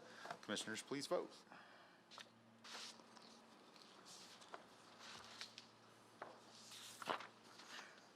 By a vote of 7-0, the motion is carried. Item 7, request for approval of adoption of resolution number 3087-2021 pertaining to a ruined, damaged, or dilapidated building and authorizing abatement of such building and related debris from within the city of Clovis, 1916 Howard. Mr. Morris. Thank you, Mayor. I saved the best for last. This property makes 916 Purdue look like the Taj Mahal. Couldn't possibly. Property owners are Lily Torres and the Flores Children Trust. As you can tell from the photographs that begin on page 115, it's hard to tell where the rubble ends and the structure begins, but it's very unsightly and needs to be removed. So I would request your approval. I'll move for approval. Second. Motion to approve from Commissioner Garza, second from Mayor Pro Tem Bryant. Commissioners, please vote. Thanks for the levity. Vote of 7-0, the motion is carried. And I want to thank Building Safety. Mr. Roach, thanks for the work that you're doing in your department. And Mr. Morris, for your effort on this as well. As I looked over the agenda this week, my mind went back to a conversation that I had, I believe, the day after I was elected with Commissioner Garza. And we talked about the importance of doing just this, and had that same conversation with each of you multiple times, over the year and a half. And glad to see us getting after this stuff. So thank you very much, everyone. All right, item 8, request for approval of adoption of ordinance number 2149-2021 relating to the Unified Development Ordinance amending section 17.30.010, section 17.30.020.A, and creating a new section 17.30.020.J. Mr. Morris. Thank you, Mayor. So this action item is the final adoption of our cannabis ordinance. As I understand it, Clovis is still the first municipality to bring an ordinance for final adoption, and we will be so this evening if this is approved. What I've done is created 2 options for the commission. The first option was what was introduced at the July 15 meeting, and it's the first ordinance that you'll see in your commission packet. The second ordinance that follows that has some changes and additions which I highlighted. If you're not using a electronic device, you can still see the highlight. It's a kind of a shaded area. It's harder to see. But essentially, I was approached by Mr. Howalt following some information that he had received from other municipalities and following a webinar by the Municipal League. And he suggested, and I think it's a great suggestion, that possibly we should have, so there's 3 types of cannabis businesses: the retailers, the producers, and the manufacturers. Manufacturers are the growers. The producers are making the different edibles or whatever they use to ingest it, and then the retailers are where it's sold. And so you can have a combination of the 3. But it came to Mr. Howalt's attention that there are very large grow houses that are impossible to seal in the odors and the noxious fumes, and they're dangerous. And maybe we want those just in industrial areas, not in commercial, general, and industrial, how we had previously proposed it at the July 15th meeting. So, again, the first ordinance is exactly what we went over at the July 15th and commission meeting, what was approved. The second ordinance, I changed, and all the changes, I had to add new definitions and new subsections, but essentially the only substantive change is that manufacturing and production businesses have to be in industrial. So you can be a retail and a manufacturing, you can be a retail and production, you can be just those two, but if you have manufacturing or production, you have to be an industrial, and the thought behind it again is that we've been told that some of the larger grow houses are, have a noticeable odor that extends for quite some time, or quite some area. And so, the other distance requirements remain the same, everything else remains the same, hours of operation, et cetera. So with that, I would be happy to stand for any questions. It is very important this gets voted on one way or the other this evening, because as a reminder, September 1st is when we can actually begin receiving our first licensed applicants who are ready to set up shop in the city. Thank you for that, Mr. Morris. And Commissioners, Mr. Morris has done an awful lot of work on this cannabis ordinance, and actually his work is kind of being used as a template around the state, and thank you for all you're doing on that. I don't think anyone would disagree with me. We need to strongly consider the updated version that includes the breakout of the types of businesses and dictating that some of those, the grow operations that he mentioned, would only be allowed in the industrial area. Thoughts, comments? Is there a motion? Is this going to affect some of the businesses that have already bought properties? Mayor Pro Tem and Commissioner, so Commissioner Casals, if it's an established, existing, operating medical dispensary, which is the only thing that's authorized right now, they are essentially grandfathered in and they won't have to move. If a business has purchased, or a prospective business has purchased property, they're subject to our ordinance. They're not grandfathered in, and we're going to have this adopted before they receive their license.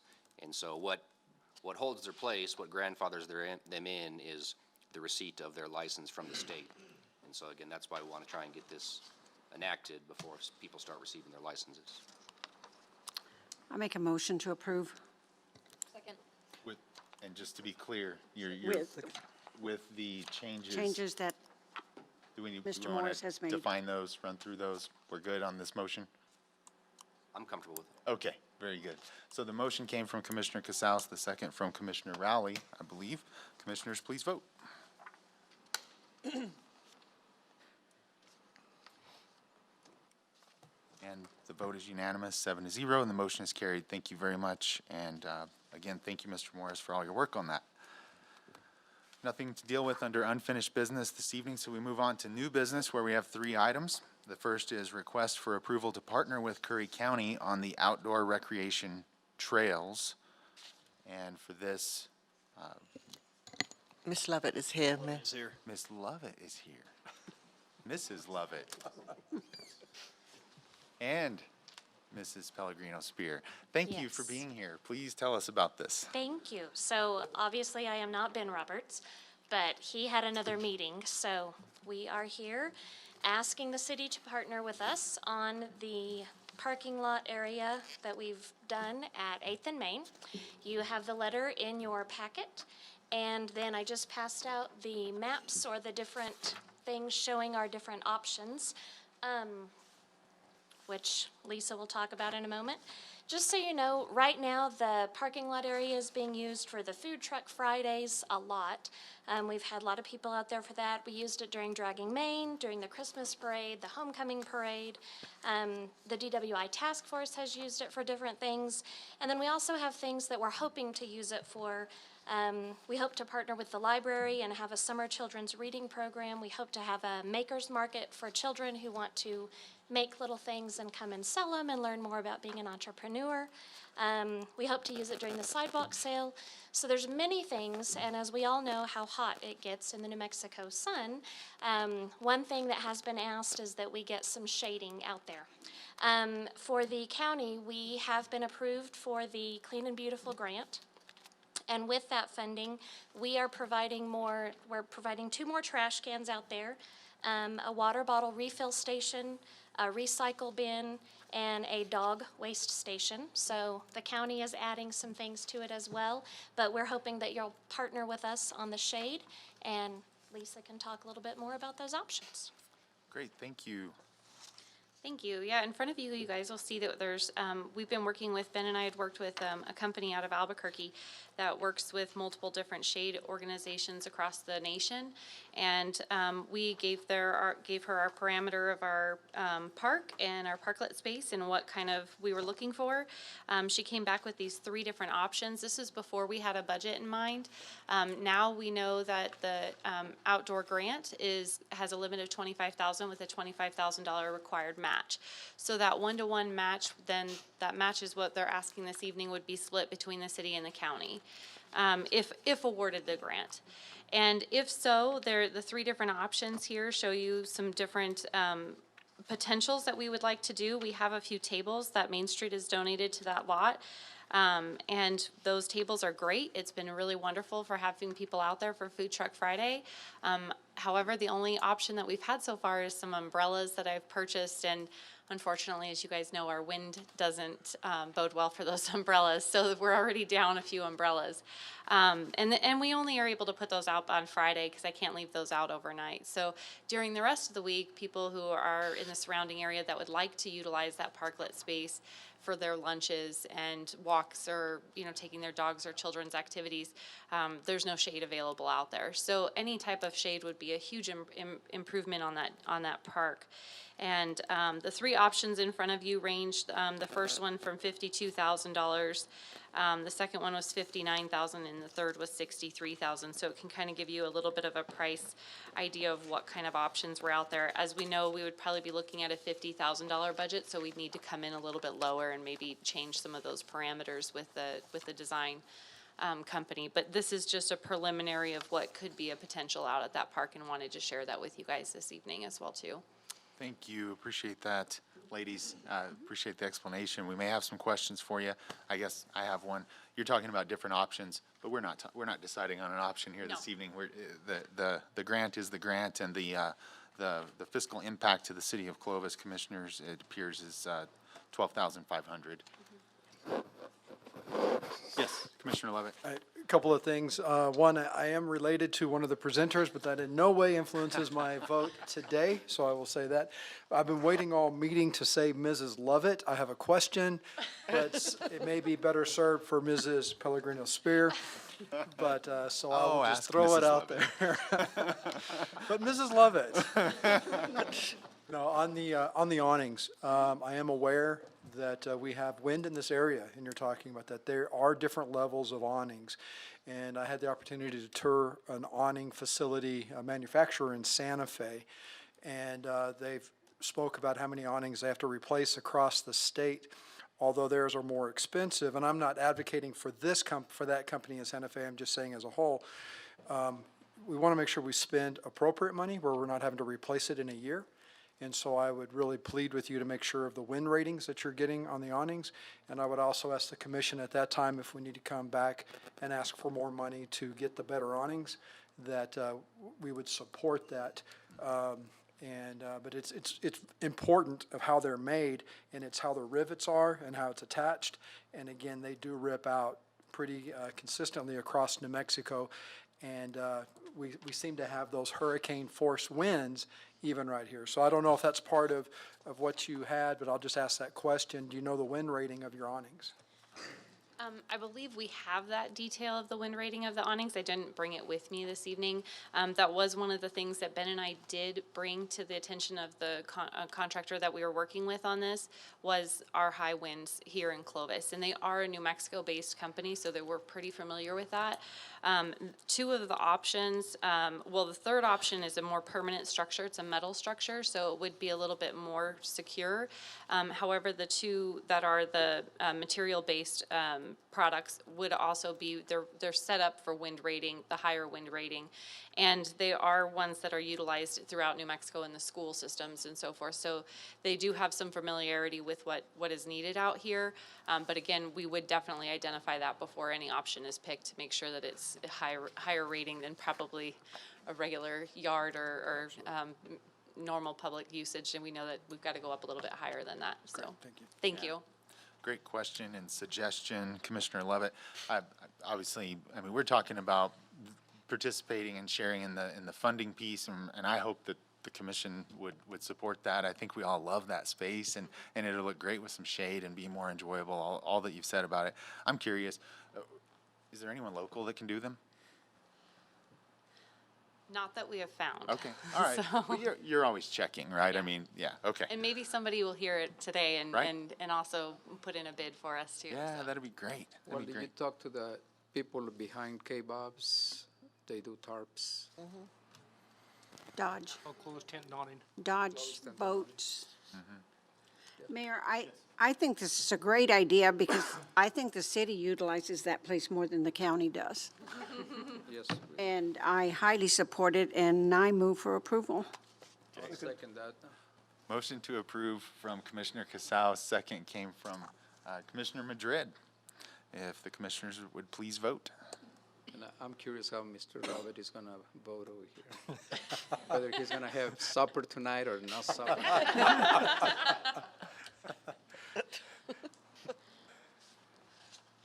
I know better than that. The vote is unanimous, and the motion is carried. Thank you, ladies. Thank you. Appreciate Thank it. you all. And Commissioner Lovett gets to eat. Yeah. All right, let's see here. That was item 1, so we're on to number 2 under new business, and it is request for approval of budget loan from Fund 48, Workers' Compensation P&L, to the airport for the purchase of Avgas refueler truck and Jet A refueler truck. And Mr. Harris is here this evening to share with us. Please tell us about this. Always excited to hear about the things that are going on at the airport. Good evening, Mayor, Mayor Pro Tem, and Commissioners. Before I start on our need for fuel trucks, can I say something about Wings and Wheels? Is that? Sure. Absolutely. You have the floor. Go for it. The Wings and Wheels fly-in event is for the city of Clovis. Us there at the airport, we're kind of out there, we're kind of forgotten about. When I first got here, a lot of people didn't know much about the airport or that we offered airline service. So for the Wings and Wheels, this is more of a reintroduction of the Clovis Regional Airport for the city of Clovis. We're planning to have aircraft out with pilots and flight instructors to tell the community about what it's like to fly and how easy it is that for them to be able to fly. And we also want to bring out the cars. We thought about doing some drag racing on the runways, but that's not yeah. So it's a free event for the community. Anyone can come out and have fun and learn about airplanes, see some cool cars. We're working out the food aspect of it. If there's any food trucks out there that are licensed, and give the city administration a call because we're looking for food trucks to come out during that day. And the date again, Mr. Harris? Yeah, what is the date? Oh, yeah, you might need that. We're planning for September 18th of this year, between 11 a.m. and 3 p.m. And so that's a Saturday. So you could talk to Lisa Pellegrino Spear about all of these food trucks that come to Food Truck Friday. Maybe they would want to go out to the airport that next day. So just an idea. So we're going to have door prizes, right? We're doing door prizes? Yes, we have door prizes and all sorts of fun things. And swag. We're going to have some swag. Yes, State Aviation Division has sent all sorts of swag. Good. Okay. All right, looking forward to that event. Tell Okay, us about this item. Well,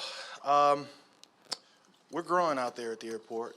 We're seeing the highest passenger numbers that the airport has ever seen. Our fuel sales has almost tripled from last year, doubled from the year prior.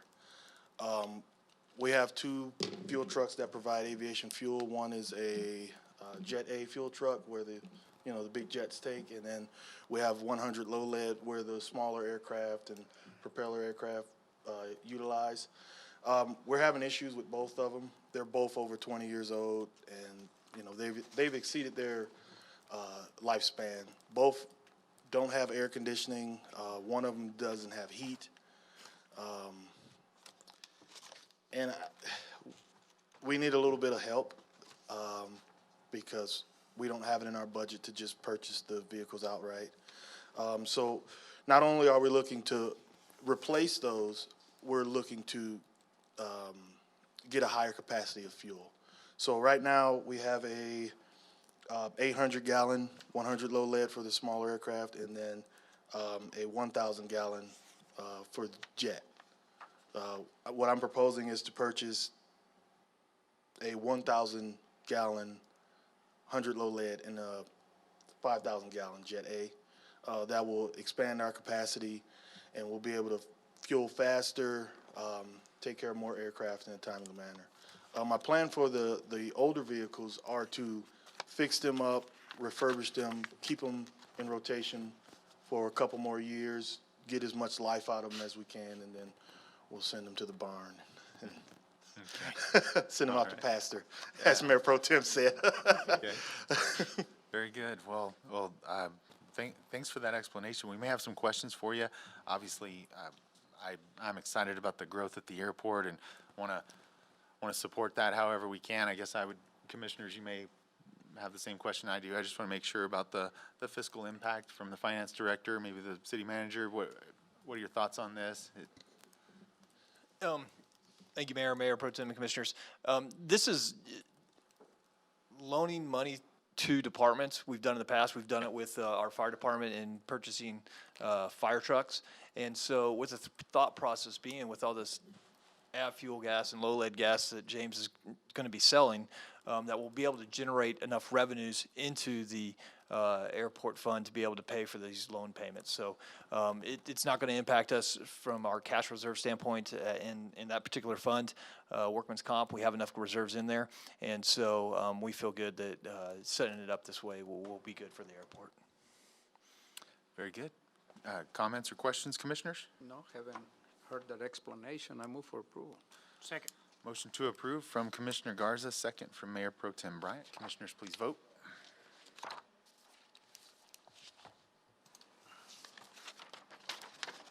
By a vote of 7-0, the motion is carried. Mr. Harris, you did it again. Thank you. You haven't told me no yet, so I'm on a roll. Thank you. Working on that. It doesn't work out that way. Thank you. Appreciate you for everything you do, Mr. Harris. On to item 3 under new business this evening, a request for approval of voting delegate and alternate to represent the city of Clovis at the New Mexico Municipal League September 2nd, 2021 annual business meeting. Ms. Burrows. Thank you, Mayor Pro Tem and Commissioners. The New Mexico Municipal League Annual Conference is going to be held on August the 31st through the 3rd, and in Albuquerque. And I spoke with AJ Forty, who's the Executive Director of the New Mexico Municipal League, last evening, and he advised that they will be going ahead with the conference despite the changes with the face coverings. At that meeting, there will be an annual statement of municipal policy, and the annual resolutions will be adopted. And so what we're looking for this evening, please, is for a voting delegate and an alternate to vote and represent the city of Clovis at the conference. Thank you for that, Ms. Burrows. Commissioners, I plan to attend and would be more than happy to serve as the voting delegate, but I don't have to, and I hope I hear that many of you or all of you plan to go as well. Mayor, I'll make a motion to appoint you as the voting delegate and Commissioner Madrid as the alternate. I second that. In second, your own appointment. I think what he meant was, that's what I was going to say. I think that's what. So, motion from Mayor Pro Tem Bryant to appoint myself as the voting delegate and Commissioner Madrid as the alternate. That motion came from the Mayor Pro Tem. The second came from Commissioner Garza. Commissioners, please vote. You really want to be an alternate, huh? Yeah. Were you, I wanted to be the alternate. you were pleased with that? Okay, good. Because it carried 7-0. That is too late now. now it's there. Too late now. So, okay, very good. Well, that Voted against it. that wraps up new business, and we're going to try and finish this meeting, guys and gals, so stick with us here. All right, reports of boards, officers, and committees. Several things have happened since we last met, so get ready for your reports. But first, we have the monthly investment report from our finance director, Ms. Leanne Milan. Thank you, Mayor, Mayor Pro Tem, and Commissioners. Get ready, because it'll be quick. July, first month for our new fiscal year. We started at 47.5 million, ended at 50.9 million, and that is because of the influx of the ARP money, our first portion of it, so it's not because we have a lot of excess funds. Overview, General Fund, Fund 1, ending cash, 5.2 million. Solid Waste Fund 2, a little over 2 million. Our Environmental Tax Fund 6, 8.2 million. Wastewater Fund 10, 4.2 million. Our Economic Development Gross Receipts Fund 64, 3.4 million. And just for reference, our Workman's Comp Fund 48 for the loan is about 2.2 million right now. Water Quarter percent, Fund 66, 5.5 million. We did make the contribution for our member contributions this month, so there will be a significant decrease for next month. And then again, like I said, the American Rescue Plan, Fund 94, 4.7 million. Breakdown, we have 27.6 million in our local banks and our 23.2 million in the state pool. Our interest for the month was just a little over 4,000, which of course is then the same for our year-to-date. We have set up our sweep account with New Mexico Bank and Trust, so we will see a little bit better earnings, hopefully moving forward with our cash and continue with our investment. And hot off the presses, Mr. Howalt hasn't even seen it yet.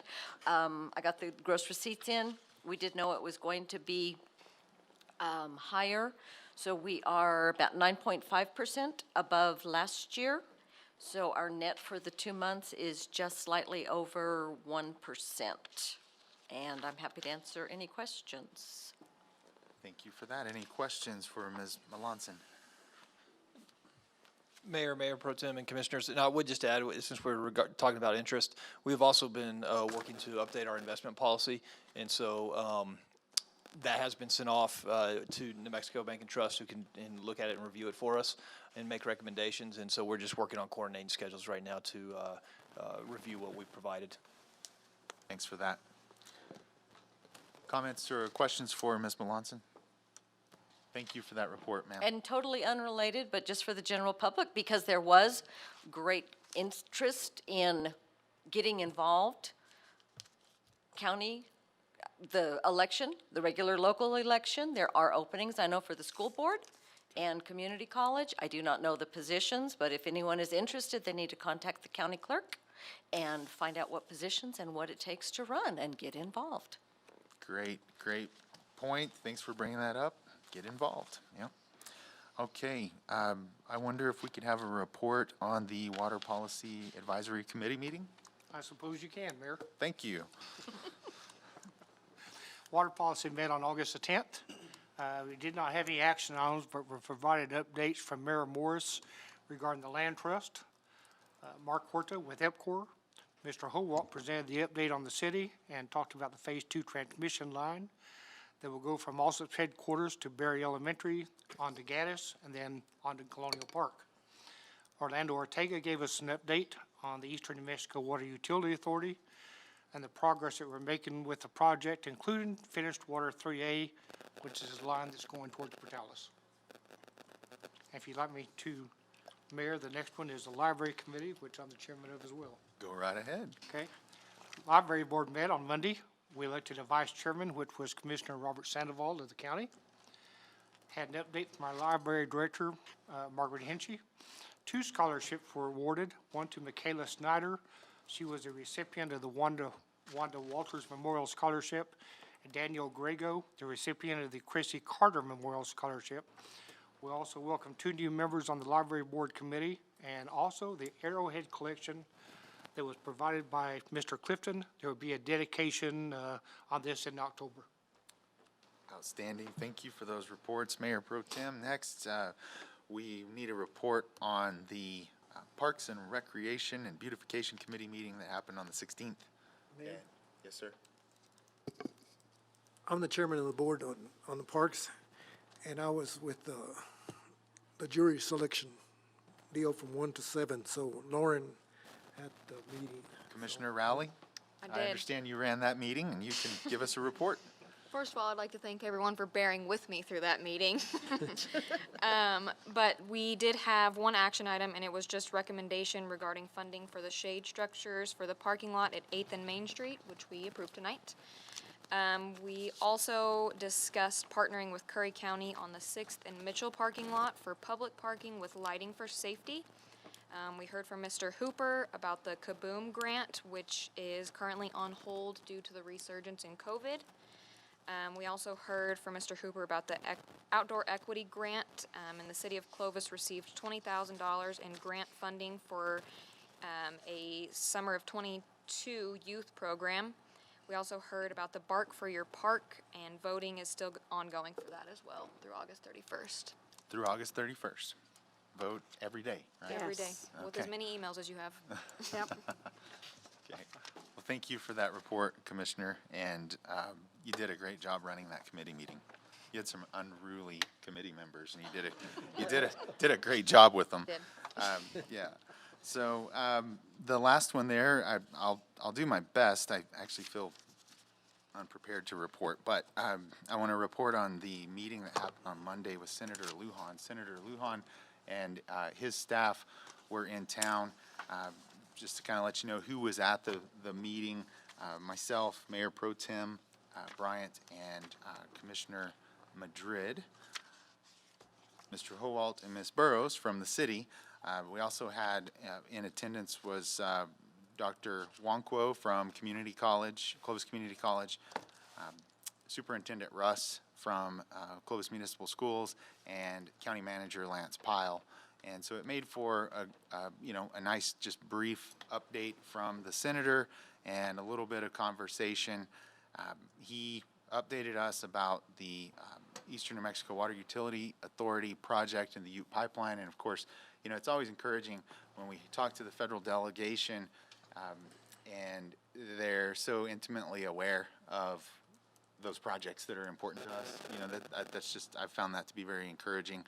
And of course, he updated us on that and talked to us about the funding that they have in the top line, if you will, of the budget, $17,400,000. That would still be plussed up, and hopefully the Water Utility Authority would end up with potentially considerably more than that for the coming year. But then, of course, overarching all of that is the federal infrastructure bill that's at the House right now. And of course, if that passes, within that bill is the amount, $1 billion that's been dedicated to the 5 federally authorized water projects, of which we are the 5th. The Ute Pipeline project is the 5th. If that passes, we would be looking at receiving the full funding amount from the federal government, which, as you know, is 75% of the funding makeup for that project. So he's watching, all fronts on that and keeping us in mind and keeping us apprised. He also updated us about his efforts to support our application to the Bureau of Rec for a grant in the amount of approximately $3.3 million. That was a priority that I asked him about when I was in Washington last month. We've since been notified that we did not receive that grant. He talked to us about, and Commissioner Madrid brought up, and I know this is going to shock you, but he brought up the MLK Street project, and Senator Lujan seems very committed to helping us find the funding for that. He, along with Congresswoman Teresa Ledger Fernandez, they both are looking for ways to do that, and he has submitted a funding request for $6 million through congressional directed spending for the FY22 for that project. He also told us that he had submitted for funding for the Lyceum Theater through the congressional directed spending process for FY22. And he hit on, once again, the wellness center, the phase 3 that involves the Olympic swimming pool and all of those things, the DSIP grant. He's given us a letter of support. In fact, I think the whole delegation gave us a letter of support for that grant. I think that covers it. That covers it. It was a good meeting. Overall, what I would say is Senator Lujan is he's great to work with. His staff is great to work with, and of course, you know, he has a field representative that's a Clovis resident. Office is right here, Constance Williams, and you know she's available, and they're very responsive and very helpful to us. So I wanted to report on that, and unless you have any questions, we will move on. All right, future agenda items. Mayor. Oh, yes, sir. I have something I'd like to add at this time, which may cause a future agenda item. So it is my opportunity to say thank you to Clovis. And I'll say the goodbyes next meeting, but I will not be a sitting commissioner at the next meeting. As of September 8th, I will be resigning from the commission, which is the day before the commission meeting on September 9th. And again, it's been a pleasure serving the citizens of Clovis. I feel like that I have served them well and heard from them as well, and tried to vote which was in the best interest of everyone.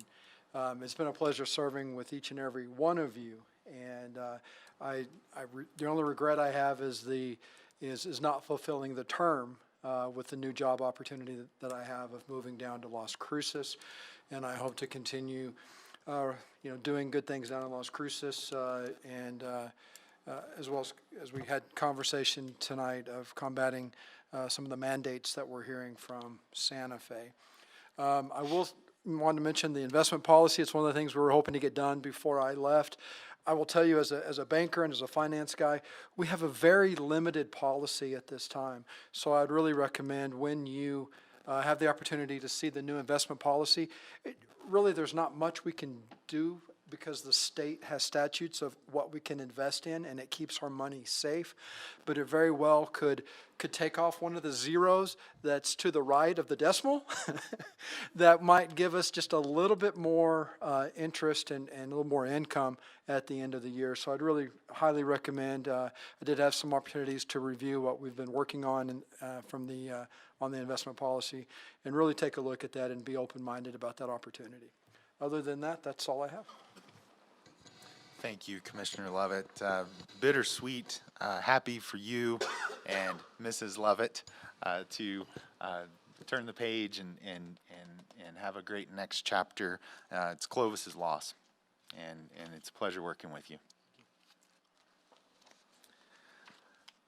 So, for a future agenda item, we're going to need to deal with this vacancy that Commissioner Lovett's resignation will create. Are there other future agenda items? Mayor Pro Tem and Commissioners, the only items that I have at this present time is a proclamation that Commissioner Casals has asked for the Salvation Army, and a 9/11 proclamation, being as we're coming up to the 20th anniversary of that. We'll be having that on the agenda too. Thank you. Thank you, appreciate that. Commissioners, did you have any future agenda items to mention? Okay. Announcement of date, time, and place of city board and commission meetings. ICIP public meeting, 5:30 p.m., Tuesday, August 24th, right here in this room in the North Annex. You want to make note of that. Public Works Committee will meet at 8:30 a.m. on Wednesday, August 25th, here in the North Annex. The Eastern New Mexico Water Utility Authority Board meets next Thursday, August 26th, over at 801 Pyle. The New Mexico Municipal League Annual Conference will be Tuesday, August 31st through Friday, September 3rd in Albuquerque. Who plans to make that trip? Great, very good. Well, looking forward to that. City Hall will be closed on Monday, September 6th for Labor Day. The Civil Aviation Board will meet at 5:30 PM on Tuesday, September 7th, here in the North Annex. The Economic Incentive Board will meet at 7:30 AM Wednesday, September 8th, here in the North Annex. Planning and Zoning Commission will meet at 3 PM Wednesday, September 8th, here in this room. Senior Services Committee will meet at 3 PM on Thursday, September 9th, here in this room. We have a lot of committee meetings between now and the next commission meeting, which is at 5:15 on Thursday, September 9th. Commissioners, it is always a pleasure. We are adjourned.